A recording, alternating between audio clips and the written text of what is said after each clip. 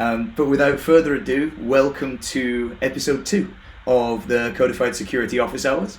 As we started this end of September, we're doing this every 2 weeks, just as a place to kind of show what the community is doing around codified security. Become a place to kind of live discuss ideas, pull requests, features, or just to ask questions, or just to kind of have a quick, hour minus recap of what's going on in the community.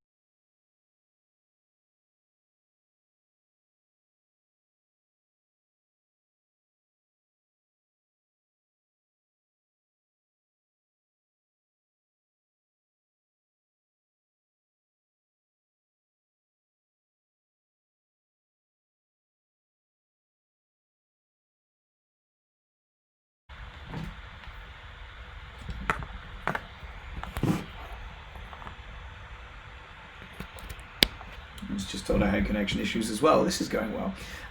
Anyway, sorry about that. The agenda, as always, is there to be changed. If you want to ask questions, if it's a community call, so if you join, if you want to put something in the chat, if you want to kind of talk about something completely different, absolutely fine. Just shout and we will switch gears. But for now, welcome everyone to episode 2.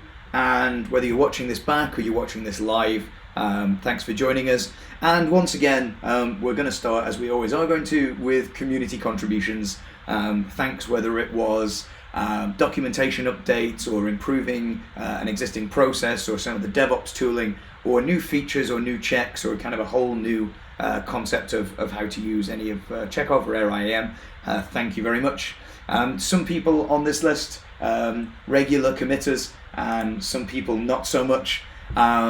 So thank you for joining the community, and thank you if it's your first pull request, or your first issue, or your first kind of logging a bug. Really appreciate it. So thanks to everyone.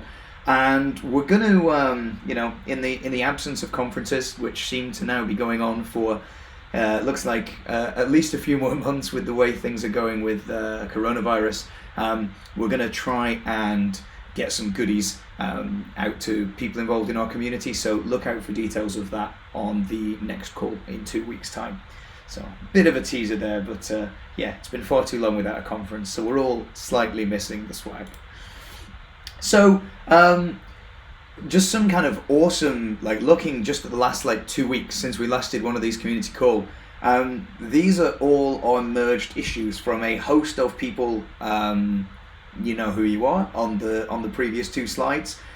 We have things from improving performance. So this got a scanning of a massive set of Terraform manifests down from 11 minutes to 7 minutes. I seem to remember from the merged request, and that's just by kind of changing the way we go through and pre-validate certain fields, or pre-validate whether we need to go and traverse the tree to kind of fill them in with variables from the beginning. Talking of performance, we had a Docker image size, kind of the Docker file that produces our Docker image of Chekhov with each release via CI/CD. We were leaving a lot of the Ubuntu apt-get cache files in there from the Python default Python Docker base image. Removing those saves as a few meg and saves everyone having to re-download every time. Probably those small changes add up, so thank you very much for that. Couple of the ones at the top, we're going to try and avoid jumping into kind of bad mislinted or misconfigured ARM files, and there's a very similar one in 607 for bad CloudFormation manifests. Instead of kind of bombing Chekhov out in your pipeline, we'll just avoid going into them and kind of flag those up. Obviously some new checks and some fixes on some checks based on false positives, based on TCP, but there can also be TLS, I believe was that one. And then there was a serious vulnerability in URL lib3, so that has been updated. Thanks to the community for pointing that out as well, because there was an issue that went with it. Couple of minor typos, some differences in some differences in some of the checks, whether these are new checks or whether these are kind of checks that aren't withstanding the test of time because the values have changed or something like that. But yeah, all the issues and PRs are there, so they've all been merged. And then, you know, we also have a few open issues that I or Barack needs to get to. So we have a false positive on a load balancer. There's a request in to kind of increase the kind of automagic tooling. So at the moment, obviously, we have pipenv as part of the you know, easy ways of kind of building yourself a Chekhov environment. But there's this ASDF project, which was interesting reading about, which is, from what I can tell, meant to be like a single manifest for projects of all types. So a Python project, it might automatically call out to a plugin for pipenv. A Node project, it might call out to npm. You know, Golang, it might go, well, I don't know what Golang does anymore, go grab some libraries from GitHub still in a really messy way. But yeah, so request to kind of maybe add the little manifest that allows this ASDF tool to kind of go and do that for us, which I don't see any harm in. If someone wanted to submit a pull request for that, that's absolutely great. And then a couple of, again, incorrect suggestions for existing checks. So, yeah, thank you very much for the merge pull requests. Thank you for all the contributions, and we will strive to get to these new open requests ASAP. If you do need us to look at one urgently, obviously, Codified Security Slack channel, just ping myself, ping Barack, either in the Chekhov or the IAM main room, and you know, if you are urgently depending on an upstream change to kind of unblock CI/CD or unblock a you know, using in production, then do let us know. We're always interested to see how these projects are being used in the wild and kind of understand use cases, and do feel free to shout, you know, in the Codified Security Slack at slack.bridgecrew.io. If this is the first experience of our little community, and you're not on the Slack channel, you just kind of stumbled across our Twitch, yeah, slack.bridgecrew.io. Do come and say hello, and like I said, if you want anything kind of chasing up or looking at, don't hesitate to reach out to us. That's what we're here for. So this is an interesting one that it didn't end up as a pull request. It was an issue, but I wanted to kind of just quickly dig into this, just because I thought it was interesting how these little things can still affect, you know, quite seriously. So this is effectively the way Bash rolls up. Exit signals from one binary to another. We basically had an issue in. Let me see if I can find it actually. Where is my browser?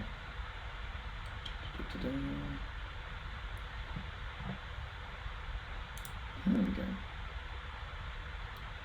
I'm going to open a new window actually.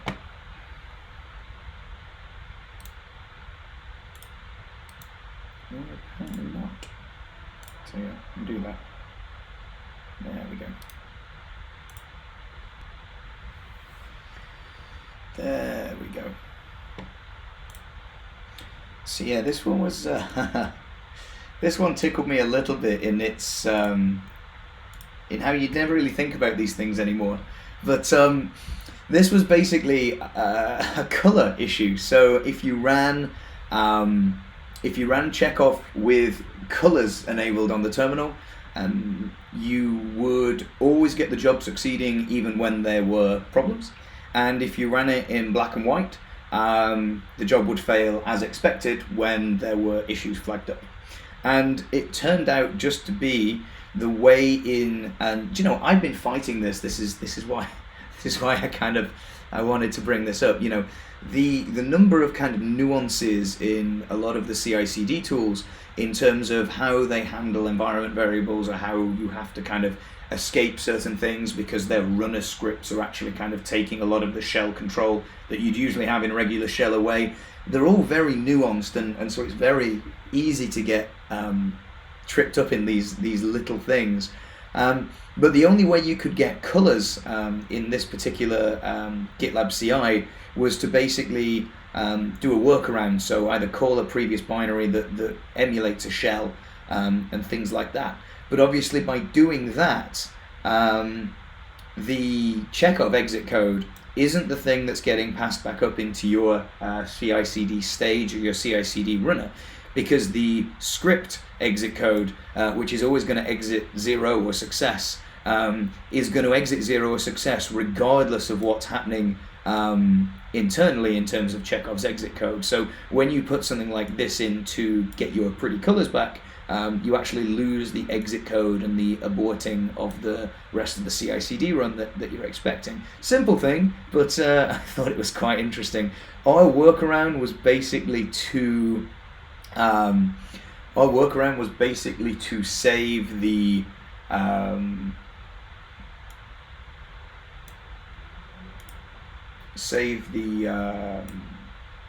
return code directly from within the script calling. So Chekhov-D, do whatever you'd normally do, and then save out the return code to an environment variable, which we did down here.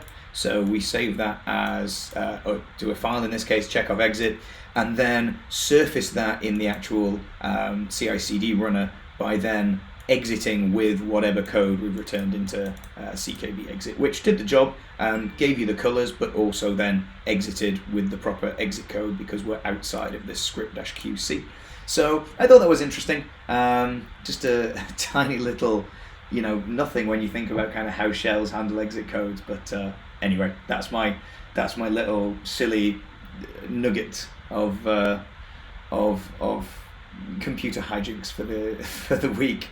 Other than that, community questions. We had a couple of kind of discussions that piqued my interest in the Slack channel over the past 2 weeks, along with all those wonderful contributions that we've just kind of covered. The one that kind of drew my attention the most was kind of this one, and it's how do we, well, there's two actually, there's this and there's a modules conversation, and I would love some feedback and some thoughts on any specific ways to go on this. Happy to be led by the community here.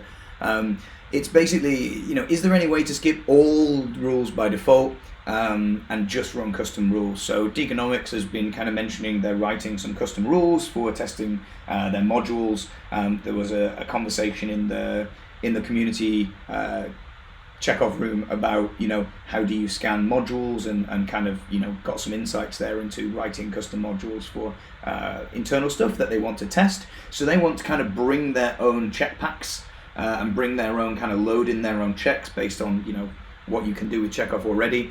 But at the same time, how do you then kind of neatly turn off all existing checks if that's what you want to use Chekhov for? And there isn't actually an option in Chekhov to do this. So Rob Eden came up with a really nice thing of just put in a bogus check, but that does cause issues with Kubernetes checks.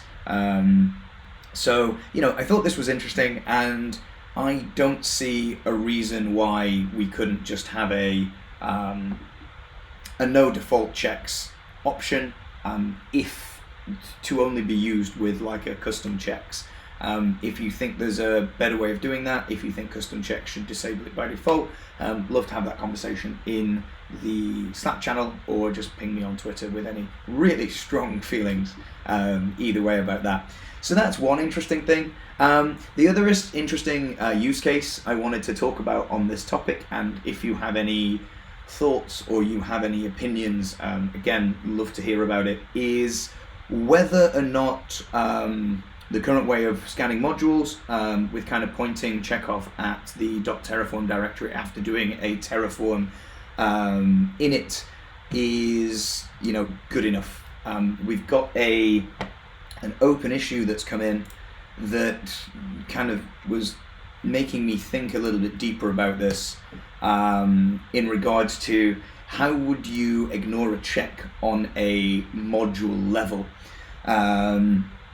So what they're trying to do here, and thanks very much for raising the issue, what they're trying to do is, instead of skipping by adding an inline comment in the Terraform resource block, They have a module that they use for multiple environments, and they'd love to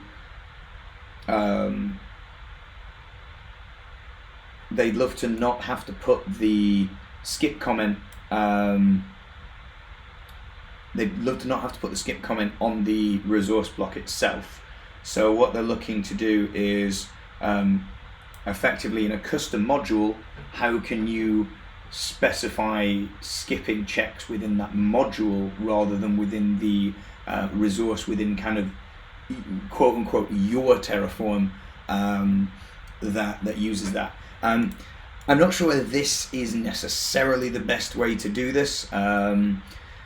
Just thinking, because some modules obviously are dynamic in nature and you don't own them, so they're dynamically getting pulled in, so you wouldn't have a copy of that module forked just to add your own kind of, disable check annotations. But it does bring into question the whole, Chekhov isn't necessarily module aware in its current state. It can scan those module finds absolutely fine if you give it the directory. It can also scan those modules as we do with kind of our internal Chekhov DB tool for modeling the kind of health of the open source Terraform registry in terms of IAC security. It's what we use to build the data set for the state of Terraform security and report that you can read on bridgecrew.io/blog. And so we already have that capability to kind of download, suck in and scan those modules, but do we need to kind of think about highlighting whether it is a module or whether it isn't, and kind of providing maybe a module skip check flag rather than a just skip check flag? Would that be useful? Is that something that you're using, not using? For those of you that can't make this recording, we always write the notes up and put them in the community room, so hopefully kind of this question finds you. I'd love some input on that.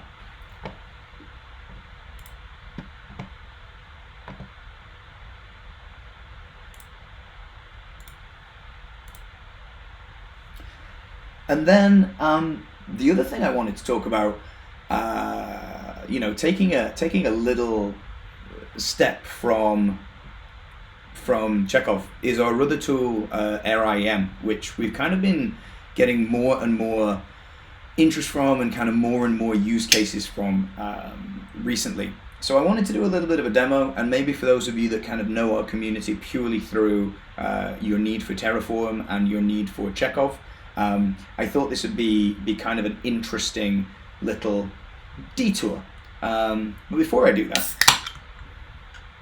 it is 6:30 my time in the UK here in Manchester, and it just seems wrong not to have a beer. We started a tradition on last week's call that we'd have a beer with each office hours. So I am on, and I'm kind of cheating because I've had this one before and I know I really like it, but you can hardly find them anywhere. So this is a Verdant Brewing, Even Sharks Need Water. Which way am I going there? We'll go there. Which is a lovely, what are we on? A lovely 6.5% IPA.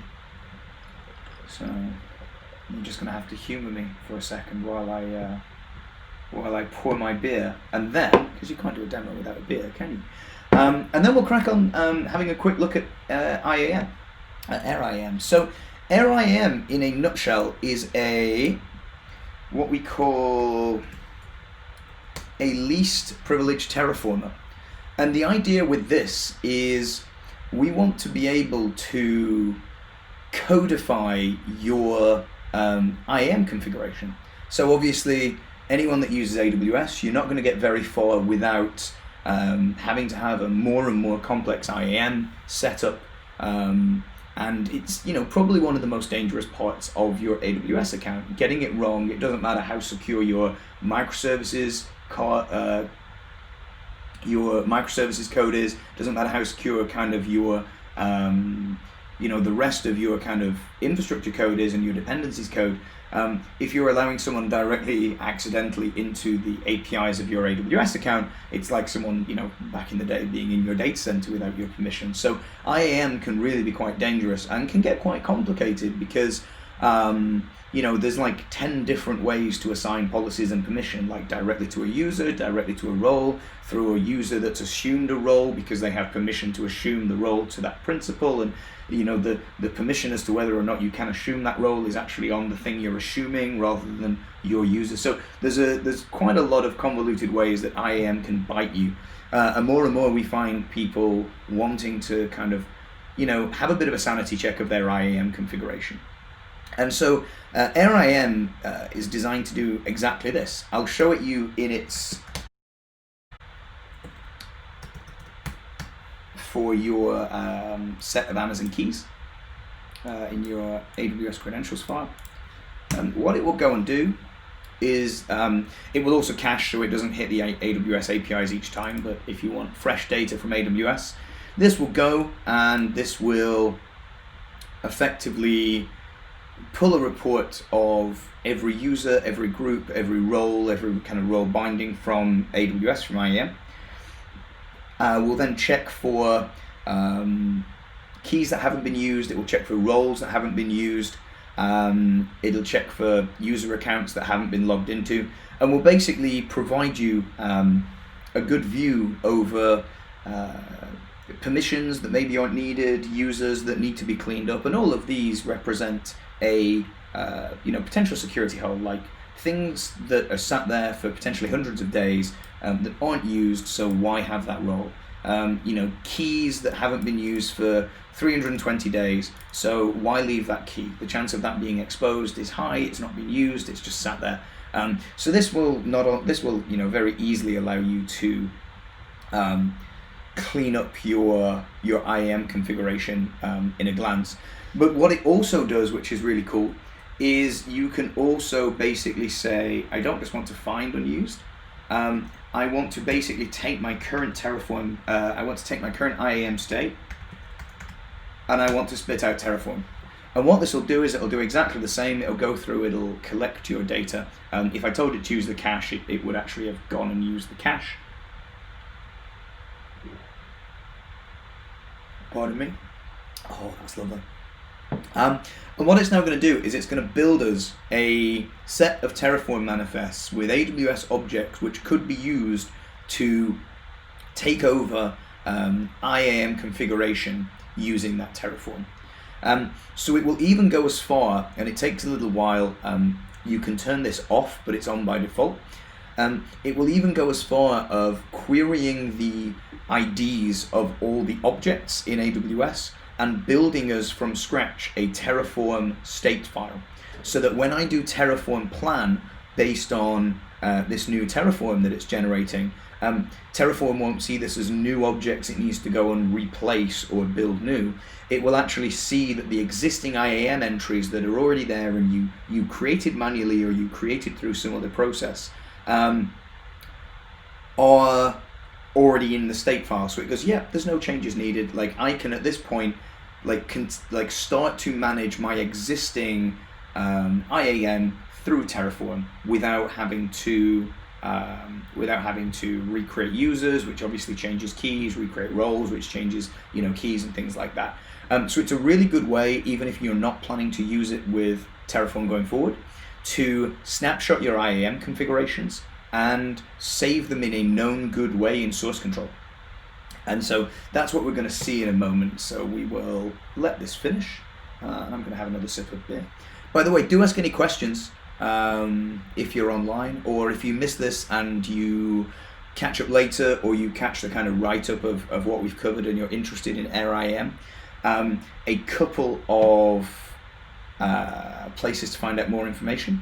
So I did a OWASP DevSlop 2-hour workshop where we kind of dived into all things AirIAM and kind of looked at using it and looked at the Terraform and how that's made up.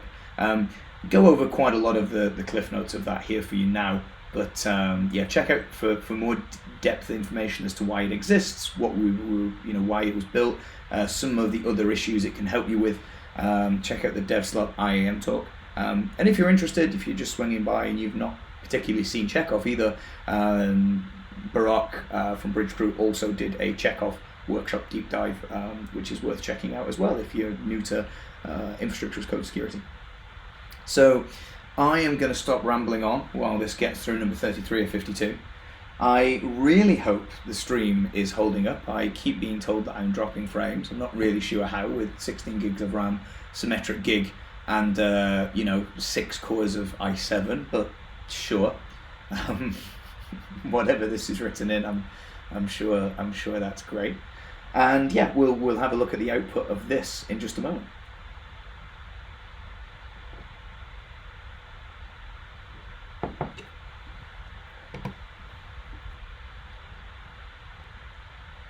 So the reason this is taking so long, by the way, as I kind of mentioned, is it's querying a lot more information from the AWS objects for each one to actually populate a working Terraform state file. If you tell it not to build a state file when you run AirIAM, this flies by because it doesn't actually need any more information than it gets from the basic IAM report. But we're nearly there, so this is all good.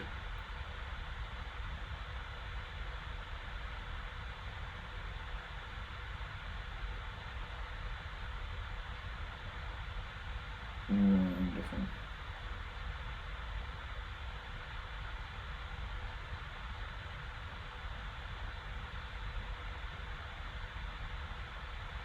Great.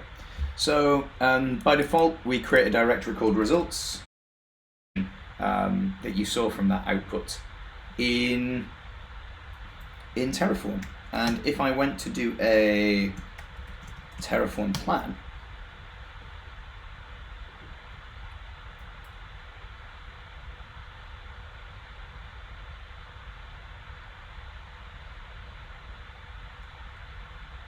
you can see that it's not creating any new items, and that's why we've kind of created this state file.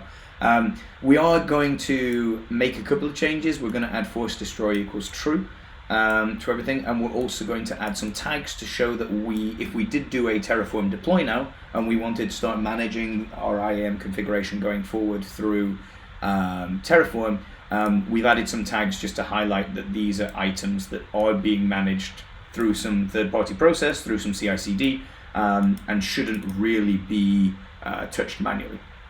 But what's really cool with this tool, and just to show the speed difference, I will just show you. Have a quick look at the help. We can see that we can just do without import. And what this effectively does is says we do not want you to build the Terraform state file. So without import, we'll go through and you will see when it comes to building the Terraform manifests is a hell of a lot quicker because it's not waiting on Boto 3's responses for all of those.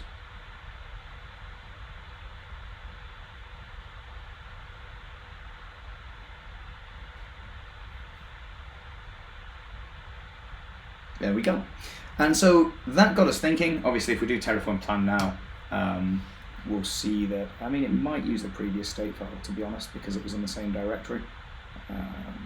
Yeah, it's going to use the previous state file. But if we hadn't ever generated that state file, all of these would be new objects.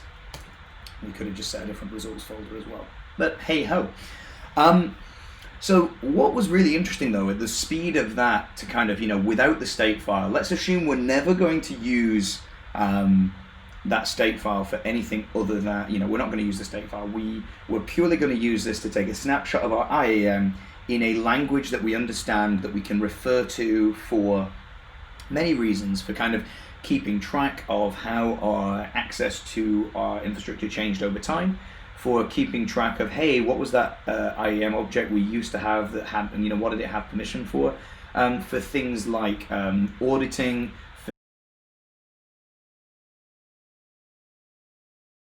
Waiting.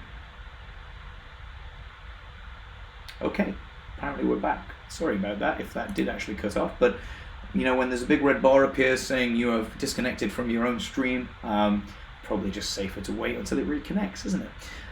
So you didn't miss anything. I paused as soon as I saw that.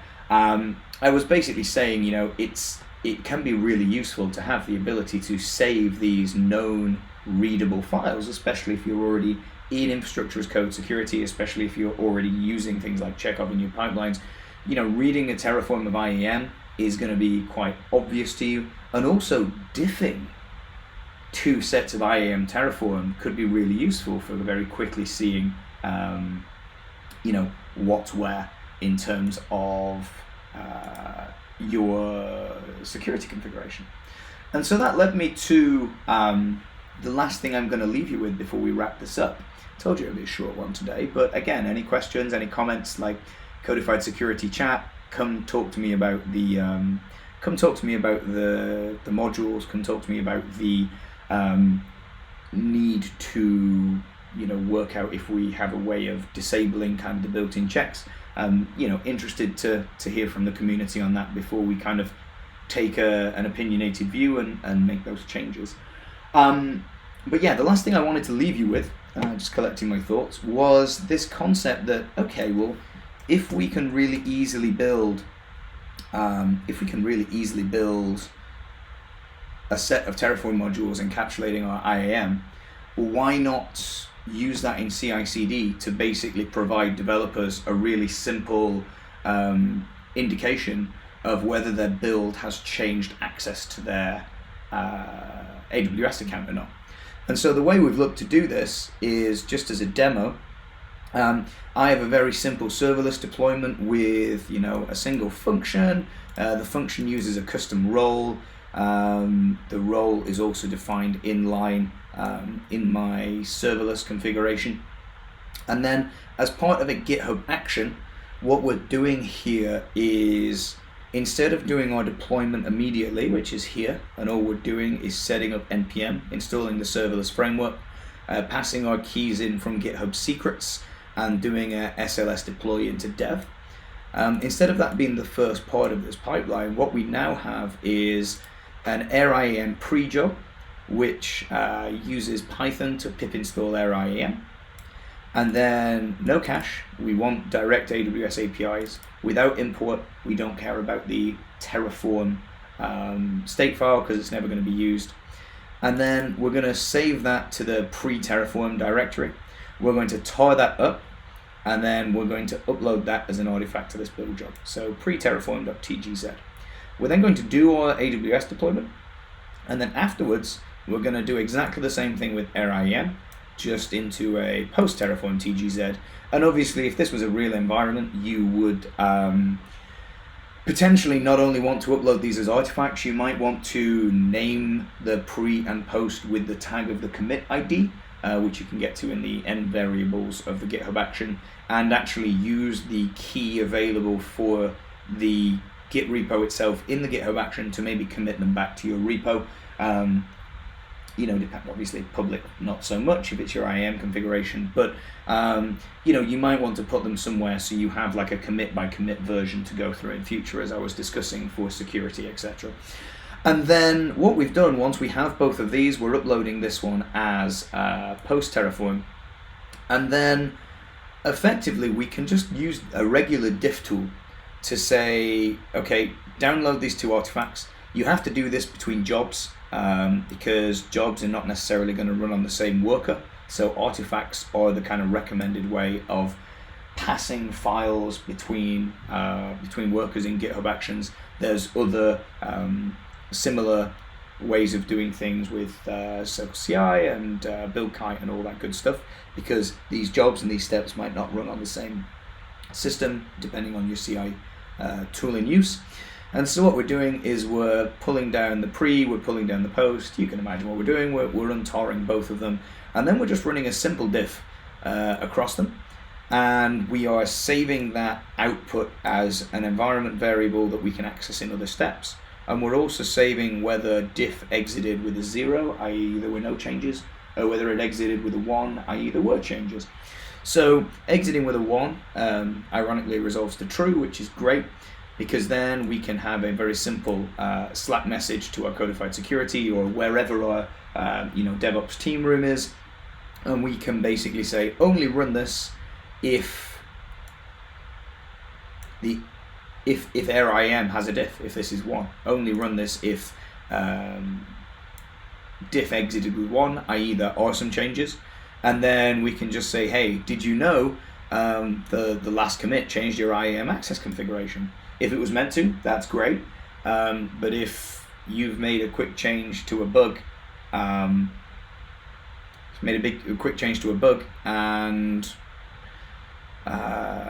suddenly you're saying, actually, we've got a load more access than we thought we had to all these services, then maybe that was a mistake and shouldn't have been there. So it's good to know these things. It's good to have kind of checks and balances. It's not quite like checkoff for those checkoff users that are like, well, can we not stop the build? Obviously, we're getting this IAM data and the last used data and what isn't valid and transforming that into Terraform from AWS itself. So it's still, even though it's in a build pipeline, it's still a runtime check versus checkoff's build time check. So it has to be in production or in that cloud environment for us to kind of get that diff. But defense in depth is still very useful. And then if we are triggering that, we just say, okay, this was the author, this was the commit, this was the repo, and then we can literally print out the diff direct into Slack as to what's changed. And if you're in a team that is familiar with Terraform, you're familiar with infrastructure as code, looking at a diff of IAM in Terraform probably makes a lot more sense than looking at the raw output of the IAM report API, which you can actually get to if you want to go and read the state file that we save as part of running AirIAM. But trust me, the Terraform is a lot more readable. So that gives developers a real quick call to action as to what's happening and whether that access change should or shouldn't have happened. So that's where we're going with AirIAM. Like I said, we've got some exciting changes coming up with Chekhov as well, in terms of thinking about modules and also kind of integrating some more IAM good stuff into the platform as well. So looking forward to the next office hours. Hope for those of you joining us that this has been an interesting either intro, if you're just stopping by because you've not done any infrastructure as code security before, you've not looked at Chekhov, you've not looked at AirIAM. Again, thank you to all the community that keeps providing insights and feedback and checks and contributions. Do reach out to us on the Codified Security Slack if there is a PR you're waiting on, if there's something you need a review on,